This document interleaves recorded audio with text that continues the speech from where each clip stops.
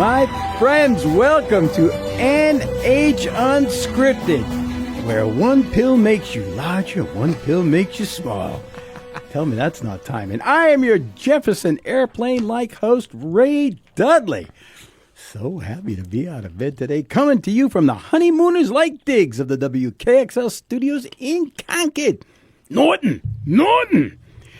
Get out your transistor radios. Us poor kids got the 8 transistors. We're not crying. All the rich kids got the 16. But you know what? Hey, it is what it is. Fire them over there at the 1450 AM, 103.9 FM in Concord and 101.9 FM for the beautiful souls in Manchester. And yes, we have a URL. NHTalkRadio.com is where all the happenings are happening. There's a song in there somewhere, too. Probably by Petula Clark or something, I'm guessing. Maybe. Anyway, I need to thank my sponsor today. It is the law offices of Shaheen and Gordon. They are right down the road from us. I can practically throw a rock and hit their building, which they would probably sue me for, and then I'd have to hire them to be my... How does that work? That's pretty circuitous there. Anyway, you know what? Look, I have told you this over and over and over again. As long as you are walking on this terra firma, at some point, either you or someone you know is going to need a good attorney. Trust me. You're either going to know somebody starting a business, gets in an accident, needs workman's comp, child custody, this divorce. I hate to say it, but you know we live in a crazy world. Not sure if you've recognized that or not. It's a crazy world. Anyway, everybody should know a good lawyer. Write this down. Get out your pencils. Put it on your refrigerator. The website is ShaheenGordon.com. Their phone number is 603-614-5560. ShaheenGordon.com, 614-5560, because everyone should know a good lawyer, a good one. We're not talking about Saul Goodman here. We are not. In the house with me today, a return visitor, Mr. Daniel Siletti. Good morning, sir. Good morning, Ray. How the heck are you? I'm alive and well. You look great. Thank you very much. I feel great. It's good to see you. It's always good to be here. Yeah, we're glad to have you. So we've chatted a couple of times. We have, yes. And I don't know if I've ever asked you about really your background, where you've got the hunger to do. You're one of the most productive people I know. Looking at your website, I don't know how you fit it all in and still work. So where did your love for all of this? Because, my God, you're not that old. Yeah, I mean, well, here's the thing. I have seen 1,000 movies and 1,000 shows, all the years. And I'm like, I always say to myself, I always want to be part of that world. I think that's a Disney song or something like that. Part of their world, something like that. But I watch, I don't know, pick something out of the loop. I watched Superman. I said, man, I want to be in Superman's world. I want to do something like that. And I know myself. I look at the mirror and I say, okay, I can't be Superman. I can't even be really anybody in that world, but maybe I can do something that features that character and do it my way. And so that's why I say I look at something and I say, well, okay, maybe I can work this around, and I say, there you go. And that's why I say, well, I love the Twilight Zone. We've talked about that before. Yeah. I say, okay, I can do something like that. I can write something down, make a twist ending, and there you go. And that's how it started. And from there, I joined film clubs in high school and stuff like that. And I said, okay, maybe this is growing a little bit. And it's all about fitting it in, like you said. And I really have to find the time to fit it all in. And if I can't make a movie out of it, I'll write it down and make a story out of it. So where did this love for all this come from? Did your family, did they take you to the drive-in and stuff every week? Or what's going on there? I've been to movie theaters. I've been to drive-ins. Since you were a kid? Oh, yeah. And that's how it started. Because I said, man, okay, anyone can make a movie now because everyone has a camera in their pocket. No I just upgraded myself, and I'm like, okay, I have a way better camera now. Looks better than your flip phone. Thank you, yes. Okay, I think that's number 15 of people who've said that. Dang it, I thought it was original.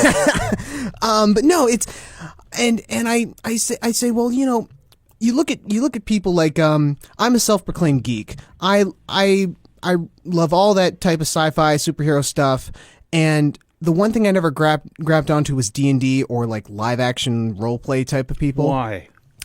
Because would that not fulfill your mission to be invested in that world? You're absolutely right. I say to those people, well, all you're missing is the camera to make a movie out of this. And so that's why I wanted, I say, I want to grab my friends together. Let's make something, have some fun with it, and then we'll have something to show people, like they say, oh, I love fill in the blank. Well, did you know we made a version of fill in the blank? Let's show them. And that's kind of how it started. Man, oh man. You put a lot of effort in. I watched an episode last night of your Doctor Who. Oh, thank you. And what was the other one you sent me? I can't remember. Oh, the newest Jane Bond film. Probably. Yes. And I do want to talk about those. Yeah. But you had a great way of. First of all, I need to say I was watching the Jane Bond one. And the beginning series, not credits, but the opening credits? Yeah. And I'm like, wow, he's really upgraded his game. Those are really... And then it says, oh, these are... Right. We stole these basically from all the Bond. Well, the thing is about that one, I made... This is the second one I've made. Yeah. I made another one back in like 2018 or something like that. And I said, well, the purpose of those intros is to showcase the... scantily clad women because it's a James Bond film. Right. And I said, well, this is Jane Bond. I really don't want to do that per se. So I weaved through every Bond opening I could find. And I said, well, what if I just focused on if there's an image of James himself, and I'll focus on that and any other elements from the intros I could do. And that'll be a nice intro or a nice reference to the actual series. Yeah, it worked really well, really well. Is there anything out there currently? So we'll get into all of your stuff. I want to go through your website and chat about all that. But is there anything that's contemporary today that you're like, oh, I would really like to latch onto that and do something? And I want to talk to you a little bit about Severance. I don't know if you've seen it at all. I know of it. It's like the Twilight Zone and the Outer Limits took LSD, had a child, and then put it out into the universe. Okay, then. Wow. That's a trip for sure. But that's no lie. I'm telling you. You gotta see it. Is there anything I want to latch on to? Every year there's something else. I say I want a piece of that pie. Yeah. Is it horror or is it just? Twilight Zone stuff and Outer Limits that's not horror. Basically, I've thought to myself of doing horror stuff, but you know what? I've written something recently, and it's all completed. I want a slice of Ghostbusters pie. Ooh. And I have a Ghostbusters script. It's all set and ready to go, and I want to film that puppy. And there's a new thing I have the idea. I have it almost fleshed out. I want a piece of Stranger Things pie. Oh man, boy, you are aggressive. Yeah, Man, those are a couple things that I have written out, ready maybe to go, and could maybe work it out. They'd still have some work to put on, but maybe I can get this. So what intrigues you about those specifically? I think for Stranger Things at least, it's the fun of it. It's the that. It takes place in the 80s, but this would take place in modern times. It's the strangeness of it, no pun intended, and it's the uniqueness. Because I'm rewatching it right now from season 1, and I'm like, this is really cool, and we could have something with like a new monster or something like that. And the idea I have is like these 4 friends, they come across a VHS tape, and for some reason, 11 from Stranger Things is talking to them through the VHS. That's my idea. Cool. And then the Ghostbusters one, I mean, who doesn't love the Ghostbusters? That's always loads of fun. And they're doing really well with the new movies right now. Yeah. And I said, what if we had there's supposed to be like a second branch of the Ghostbusters. Why not have a third branch? And we have some skeptics like, oh, ghosts aren't real. Come on, what's going on here? And one stands alone as like the skeptic who became the believer, and he's the last Ghostbuster, which is the title of the movie. So are you intrigued by the supernatural, or are you just intrigued by the mystery? I'm intrigued by the mystery. I'm not necessarily a supernatural guy, but I say these are 2 big things that are popular. A lot of people love them, and I said, well, what if there it is. What if I did it myself? Oh. second. It's so good. So good. That's time, though. All right. Woo! You are listening to NH Unscripted, where we are your Judy in disguise with glasses. Yes, baby! I'm your John Fred-like host, Ray Dudley, and we are coming to you from the Twilight Zone-like digs of the WKXL studios in Concord. 1450 AM, 103.9 FM in Concord on your Sony Walkman, who cares? 101.9 FM for the beautiful souls in Manchester. Daniel Siletti's in the house, and I'm thinking you can guess what we're chatting about. Be right back.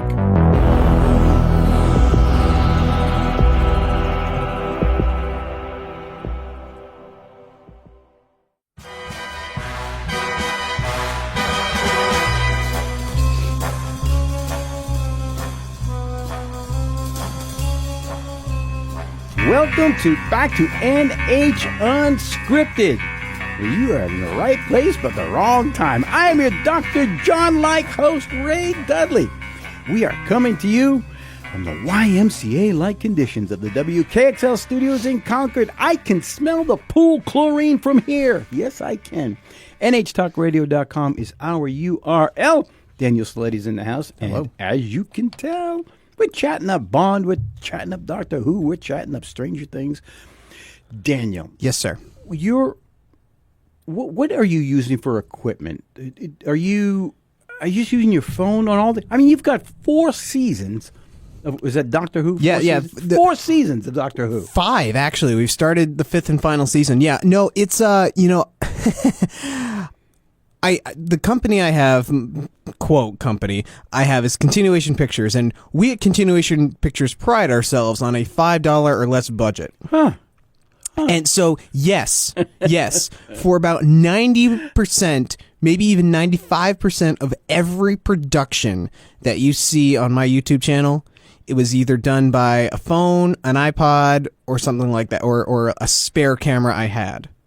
And if I need to boost the audio, I do it. We fix it in post. I literally do it all in post. And it's the Doctor Who thing. It's funny.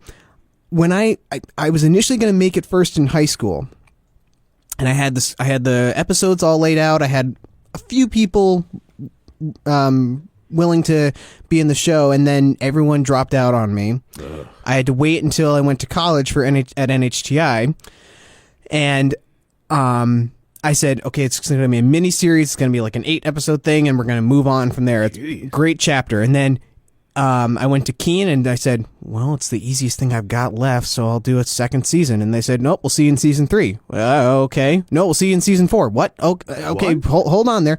And it just kept going from there. And I'm up to at least 40 doctors and counting. Holy Toledo. And I'd say about only a small handful of people throughout the entire show either know or have seen Doctor Who. Everyone else, I just say, here, say this word. I promise it'll make sense in the end. And I've had really great episodes and fantastic doctors and kind of lame episodes and kind of nobody can act. Yeah. But still, it has been wild, and I never thought in a million years I'd be saying, oh yeah, I'm finishing my 5th season right now, or I'm starting it. That's insane. It's crazy, and I've had so much fun with it. Wow.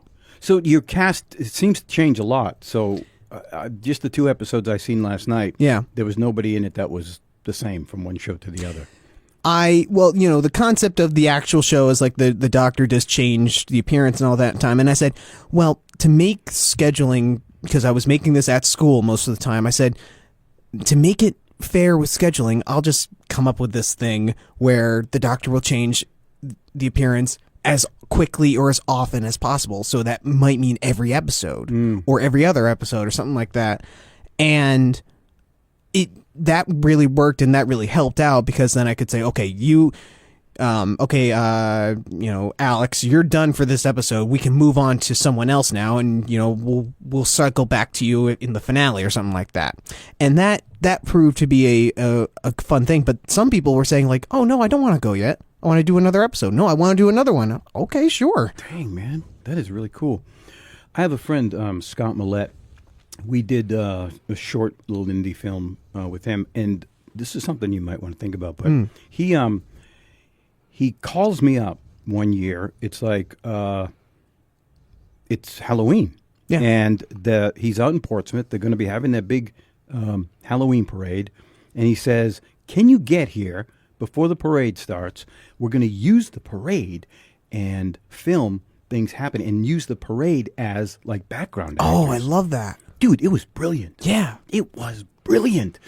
Because they don't know that they don't know if you're just another person in the parade or whatever. And we would run in and out. He had a monster it was crazy for nothing. He said this would have cost millions of dollars to do this on a Hollywood studio lot. Oh, for sure, yeah. Dude, you got to do that kind of stuff. I have footage that I recorded because I graduated with a journalism degree from Keene State, and I still have footage from when I was doing assignments for that from Keene that I say, oh, this is footage of the school. I'm going to use this in things for sure. And another friend of mine, he actually went ahead and he did some kind of short film that I was part of, and he was just filming a rally or something like that for what was it? Don Boldock.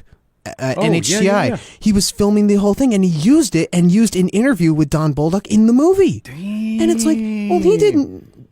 Boldock didn't know, and nobody turned a blind eye to that, and it's like it worked out perfectly. Wow. Let's geek out just for a second. Sure. So now you've upgraded. You actually have an iPhone. Yes. And what are you using to edit? What software are you using? So from high school, I Bishop Brady had a Mac lab. Yep. And I fell in love with Final Cut Pro. And I said, okay, that's gonna be something. I don't care if I buy it for myself. I don't care if it's a gift. I'm gonna get a Mac and I'm gonna get Final Cut Pro, and I've used that ever since. You have. Now, that being said, I have, I have my problems with Final Cut, any editing program. I'll have to say, well, okay, you're saying it's out of space. No, it's not. But for the most part, I love it. It really works well. I know a lot of people out there say like, oh no, it's Adobe and stuff like that. That's the thing to get. It's like, well, I worked with Adobe at Keene and I had many fits with it. No kidding. So it's like, I'm a Final Cut guy. It does exactly what I want. Have you tried DaVinci Resolve? Dude, I have. Even I think, their free yes, version I have. Yes. is just mind-boggling. Yeah. I mean, it does the audio boost, it does layers on footage, it gives me a green screen option, everything is there. Yeah. And, if I can't do something there, I've done stuff even with iMovie, even before the Final Cut stuff. Yeah, iMovie. Yeah, well, I'll do you one better. Windows Movie Maker. Ugh. Never used it. Oh, you don't want to. iMovie. You do not want to use that, I can promise you. But for me, Final Cut is the way to go, and I've used that for almost everything, and I love it there. Yeah? Yeah. It looks like when I was watching your Jane Bond one last night, it looked like you spent a lot of time. I don't know how long it took you to make that one episode, but of course you traveled to different countries. Yeah, we did. But we spent a good chunk of money on those locations. Yeah, I'll bet you did. But you could tell that there was a lot of time invested. I mean, you weren't just like filming in one room and trying to make it all done. You spent days, if not weeks. Well, I'll give the cliff notes here. Basically, the first Jane Bond film, it was kind of like the same path as Doctor Who. We're going to do it in high school. People dropped out. I had another cast. They dropped out. I had a third cast. They dropped out. Finally, I had the fourth one, and we all did it in NHTI, and we did it, in the school. We did it at the Space Museum. We, and every location was either like America or Greece or France or something like that. And so I always say in quotes, the first one took 6 years to make because it took that long. But the second one took around, I'd probably say 6 months probably because it shows. You can tell it. Yeah, because we did it, some in the summertime, and one guy was really dragging his feet, and it was like, come on, guy, we need to finish up your parts, but he wouldn't do it, so I had to recast and stuff like that. But all the credit, at least for sure in the second one, goes to my friend Ashley Cox, who played Jane Bond. Yeah. Half the time, she had to act with absolutely no one. Yeah, it showed. I mean, I hate to say that, but But she did great. Yeah. She did fantastic. Yeah. Okay, 2 comments. Yes. One, you could tell she learned her lines. Oh, she as did. opposed to there was a woman in there. I don't know her name. Don't want to know her name. I don't want to call her out. Okay. She had the little hat on. She was British and she just kept reading her lines off her iPad. You could see she was. Oh, yes. Yes. No offense, but you know what? Learn your lines. Learn your lines. Because Ashley, God love her, man. Oh, she's She wonderful. carried that whole freaking thing. She really did. And I said to her, you want to do this thing? Sure. I love this character. I love it.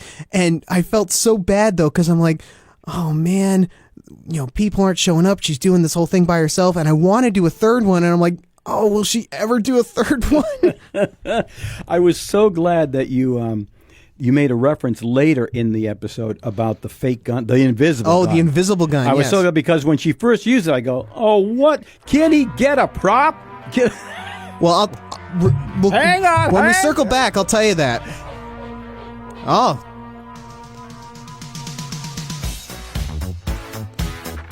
Baby. Coming to a theater near you. So. No kidding. My goodness. You are listening to NH Unscripted. I hope you're enjoying it because we certainly are. We are your Midnight Confession. I am your grassroots-like host, Ray Dudley. Yeah, baby. We are coming to you from the Hollywood Squares-like digs of the WKXL studios where I love to sit in the center square. 1450 AM, 103.9 FM in Concord, 101.9 FM in Manchester. Daniel Siletti and I will be right back. I ain't afraid of no ghosts.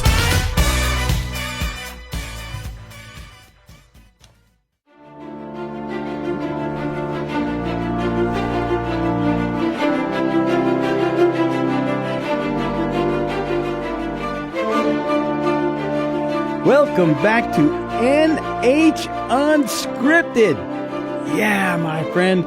We are your mother and child reunion. Yes, we are. I am your Paul Simon-like host, Ray Dudley, coming to you from the Taj Mahal-like digs of the WKXL studios in Concord. My God, it's cavernous in here. NHTalkRadio.com is our URL. I'll give you a little bit more information on that in the D block. Daniel Siletti is just blowing me away here. Andrew in the booth is just on fire. Andrew, fire. woo.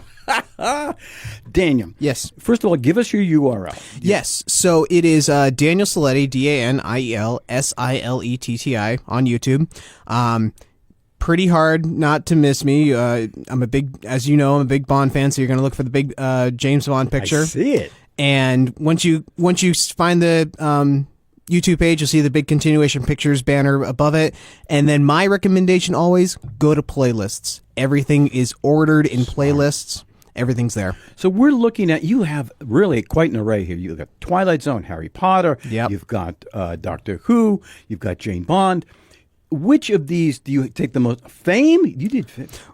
So that actually, those are the old high school plays I did, and I turned them into little mini productions, and so those are on there too. Yeah, everything's on there, and we got a little bit of everything. We got everything. Was that the takeoff on 24? It was. I did that's a mini series. It's called 18, where a friend of mine, I had him play like a Jack Bauer type character, and I shot it in a way where you have the, one thing's going on here, one thing's going on there. Split screen thing? Yeah, the split screen thing, and I had the clock and everything, and I said it was good, it was fun. I don't know if I'd ever do it again because it did work. I'd need to rework it for if I were to do it again, but it was fun. I call it fun. Speaking of that, as you look at these now, are there some that you're like, you know what? This one did not turn out like I wanted to, but I really love the concept. If I can get the right time, the right people, I would do that in a heartbeat. So, the Twilight Zone was kind of like that for a while. The first one, as we discussed before, the first one was so bad. It was bad. I'm not afraid to say it. It was bad. Lips are sealed. So I said when the time was right, I said, okay, I gotta bring this thing back. I gotta do something way better. And it did. It kept getting better and better and better. I do say that there was a time there that I made three movies. Two of which were okay and one that was really bad. The really bad one was I on paper I wrote a Pink Panther movie. Yeah. And I said I'm The gonna Minky. exactly. The Minky. I said I'm gonna connect two lines together. I'm gonna have this French detective go and find the diamond, but the person who stole the diamond was the cartoon Pink Panther himself. Ooh. And it said it sounds great on paper. When we shot it, oh boy did it bomb. Oh. It was so bad. Do tell. It What was happened? so bad. It was awful, and I tried slapstick. It didn't work. Oh, man. And it was just not a good movie. And I made two other ones. I made a friend of mine is a linguist. This is serious. He actually is a linguist. Oh. And I said he wanted to combine it with an adventure movie. So he came up with this adventuring linguist. And it's not an awful movie. It's just a little slow. It's called Jerome Cooper Adventuring Linguist. So that was okay. Rolls off the tongue. Oh, yeah. Great job. You're welcome, Brennan. And the third one, I did make a Star Trek movie. I'm a big Star Trek fan. You are. And although it was not god awful, it was not fantastic either. I did a little bit of, I literally slapped my friend into some pointed ears, and I said, okay, we're going to sit here and we're going to pretend that we're in, like back in the, I think it was like early 90s, there was like a Universal Studios attraction where they'd put you into a Star Trek thing. Okay. My mom did it. She did it. I have the VHS of it. It's great. And I found footage of it, and I said, well, what if I just reworked it a little bit and tied the two ends together? And it kind of worked, but it wasn't great. So those are my bomb movies. Would you redo them, or are you just like, nah, you know what? I tried it. Didn't work. I would I'm love moving on. to redeem the Pink Panther, Yep. honestly. I would love to do it in a way where it's like, okay, make me stick a little bit less slapstick in there and have a little bit more of a serious tone to it. Did you try to use the actual, incorporate like Who's Afraid of Roger Rabbit? Did you try to bring the cartoon? Yes. You did.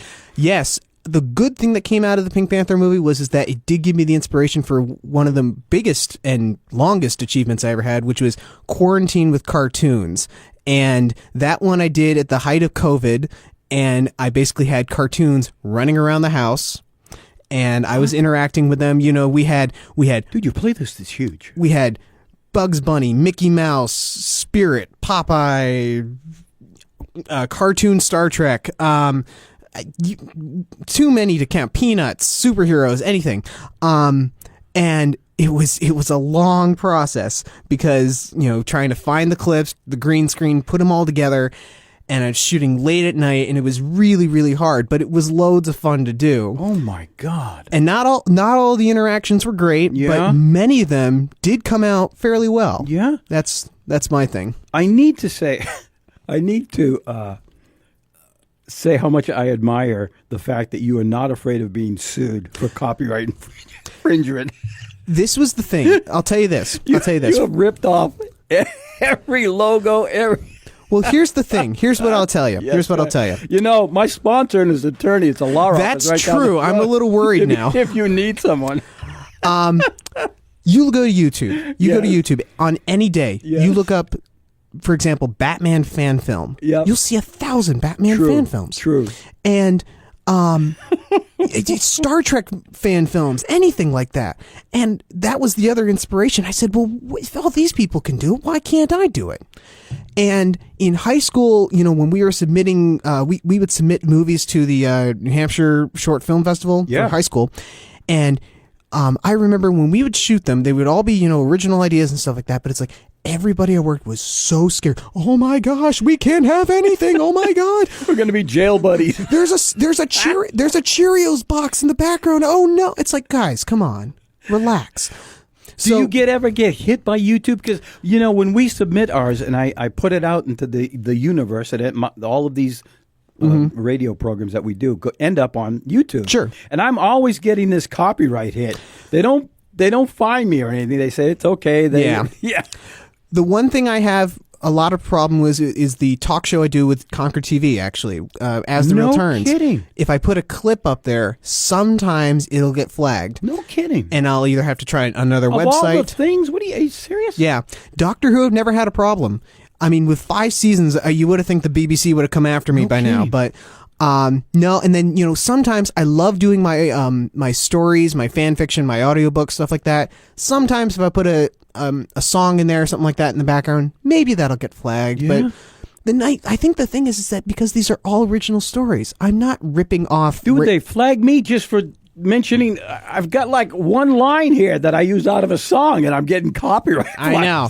Really? It's my least favorite word in the English language. Oh yeah, I believe it. I believe it. Are you thinking of writing your own material? I mean, literally your own concept, not like using these other formats and right. But do you have your own idea of a movie or a show that you want to do yourself? It's brand new right out of the box.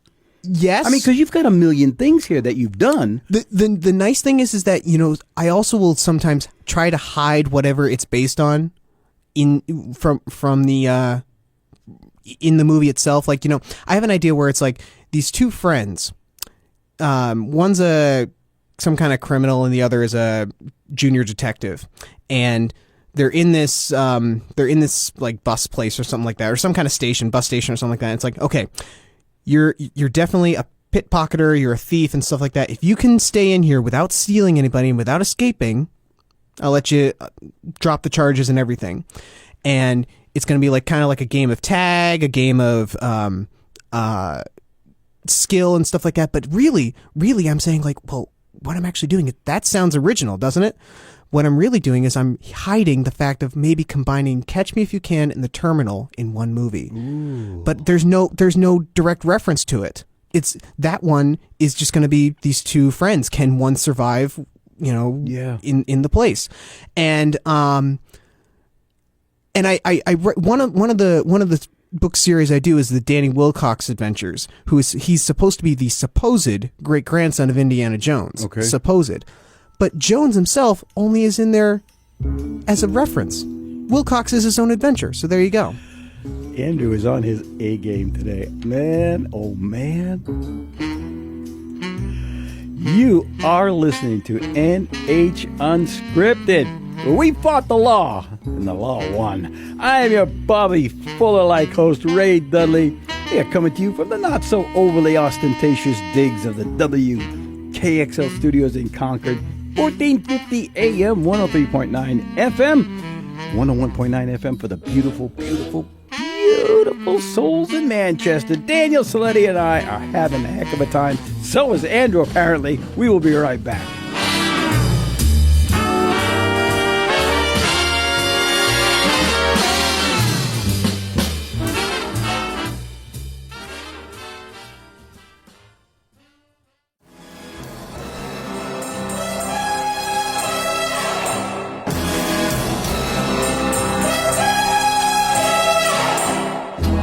Yeah, you're listening to NH Unscripted, you lucky listeners, you. Man, what a day this is. Yeah. Heidi ho, baby, yeah. We are your blood, sweat, and tears like host Ray Dudley. We are coming to you from the green acres-like digs of the WKXL studios in Concord, where Mr. Haney used to say, oh, you wanted rungs with that ladder? Yeah. 1450 AM, 103.9 FM, nhtalkradio.com is our URL, and we're proud of it, and we're sticking with it. Daniel, we were talking about Jane Bond. Yes, we were. And the invisible gun. Oh, yes. And I'm so glad that at least you made a reference as G, not Q, yes, to the fact that she has her invisible gun, because when she first pulls it out, I'm like, what are we doing here? What is this, like the old pull my finger trick? What's going on? So the reason I used the invisible gun was because not only is it a fun gag, but it's I was shooting at NHTI and Keene State, so I was worried to the fact that I was like, I don't even know if I can bring a prop gun on here on a college campus. I hadn't thought about that. So I said, well, what if we just ran with it and said, what if she has an invisible gun? And I said, okay, let's do it. So that's how that started, and half the time in both Jane Bond films, you can either see she's trying to do a finger gun. And I said, no, you're holding it. You're holding it. She almost looked at one point like she was doing Charlie's Angels. You know that pose, Yes. that iconic pose they do? Yes. And I have that still actually of her doing the Charlie's Angels thing. But again, yeah, no. So that's how the invisible gun got started. It's also just something silly. Yeah. It's the whole point of that, and everything I make has to have a layer of silliness to it. It can be as serious a topic or a movie as I make has to have a layer of silliness. Have you ever thought about using some of the old, like the Alfred Hitchcock movies, as some type of and do a just based off of those, just a reel or something that, I mean, like Psycho. Yeah. Or, I would have to, well, see, like with that, it's also it blends into other things. What hasn't been done, basically. What hasn't been done? Like you look at Hitchcock. He has made everything under the sun. No kidding. He's made a movie where he made birds look threatening, a rope threatening, and the shower look threatening. Yeah. So it's like, I mean, and that's just his style. And when I write, like I mentioned before the break, the Danny Wilcox things, I have a couple more stories I want to write, but it's like, what treasures haven't been found yet? And with Bond, how else can you destroy the world? And people ask me all the time, like, why haven't you done more Star Trek things? I said, well, where haven't we gone before? Yeah. So, doing something Alfred Hitchcock stuff would be really fun. That would be loads of fun, but I would have to think long and hard of how I'd want to write that, shoot that, and make it look not as cheesy as some other things. Yeah. So, it's funny. I was watching the Jane Bond one, and you scan by the photo, his marriage one. I go, wait, is that Diana Rigg? Yes. I'm like, wait a minute. Yes. Wait a minute. Back this thing up. Diana Rigg, that was classic. Yes. Oh, my God. So you have a television show-ish kind of on CTV. Yes. And what is all that about? So As the Reel Turns, that was it was originally a radio show back at Keene State, turned it into a TV show with Concord TV. It's a talk show where I bring a few guests on. We talk about a certain subject, whatever it may be. Oh, okay. And then we give our opinions, see some trailers and clips. So it's not just a movie review? You do cover the whole gamut of movies, TV shows, actors. We just did an actor spotlight of the great Dick Van Dyke. Oh my God. And we covered, everything from Bye Bye Birdie, Mary Poppins, Diagnosis Murder, fill in the blank. And so we talk about it, and then at the end of the show, we play a little game where I play a clip from something. It can be a show, a movie, whatever, and the guests have to tell me who it is and or what it's from. So it's not necessarily referencing what you were just talking about. Exactly. Oh, wow. And it's loads of fun, and it's different, and usually the creative answers I get can be either great ones or really. I mean, like I want to really do it for my upcoming show here with you guys.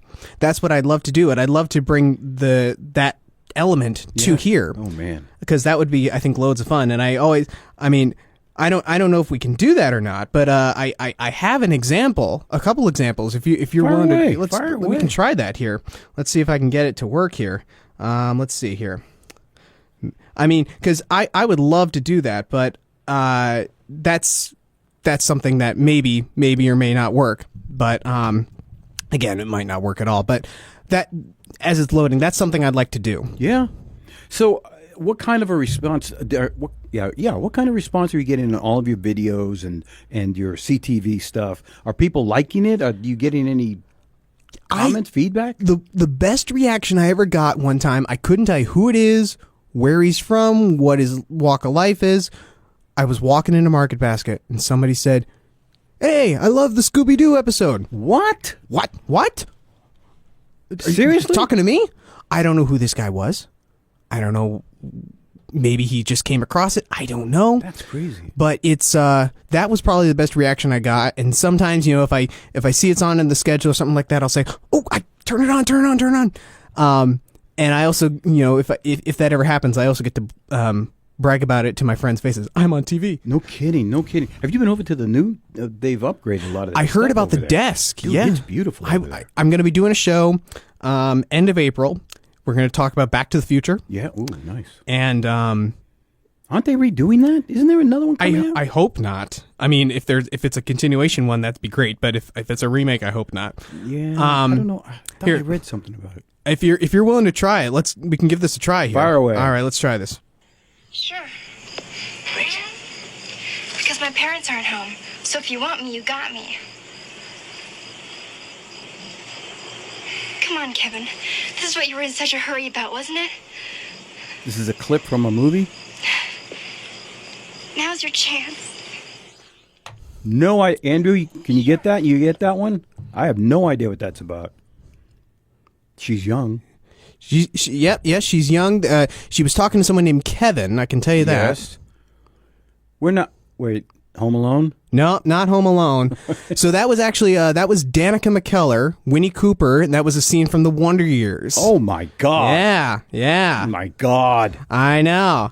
See, like I pick a few obscure things that you never would think, but You pegged that one right. well, I mean, here's probably a slightly easier one. I'll give right. I'll give this one I'll a put my second old example. man thinking hat on.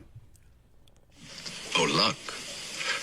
But then I shall use player's privilege and use your lucky dice.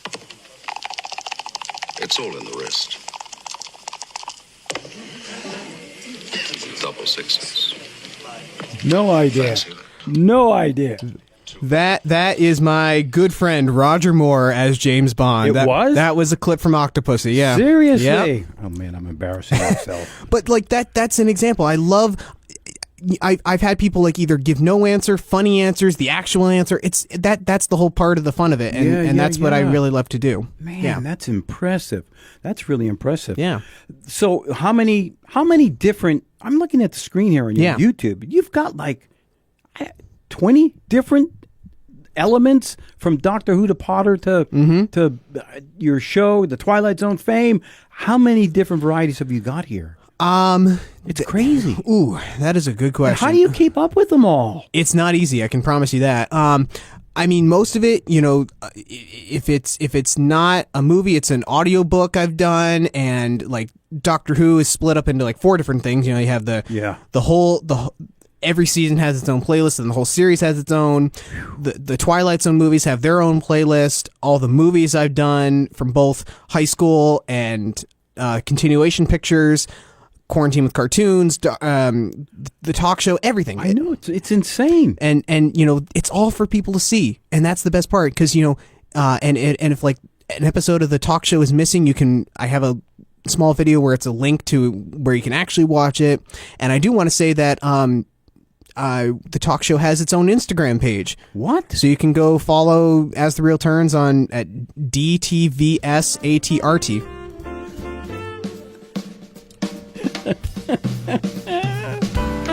Oh my God, I can't believe this is over. Oh my God. I know. Dude, that is so cool. You have been listening to NH Unscripted, where I ain't too proud to beg. That makes me your Temptations-like host, Ray Dudley, coming to you from deep within the bunkers of the WKXL studios in Concord, 1450 AM, 103.9 FM. Yes, Concord-based, 101.9 FM in Manchester, NHTalkRadio.com. That's our URL. I didn't tell you anything that's going out there. Go out there and find it. Daniel Siletti's been in the house. Thank you so much, sir. Ray, thank you. You are Oh, my awesome. God. We got to get you in a movie. Oh, man. Andrew, excellent job. Andrew, thank you. God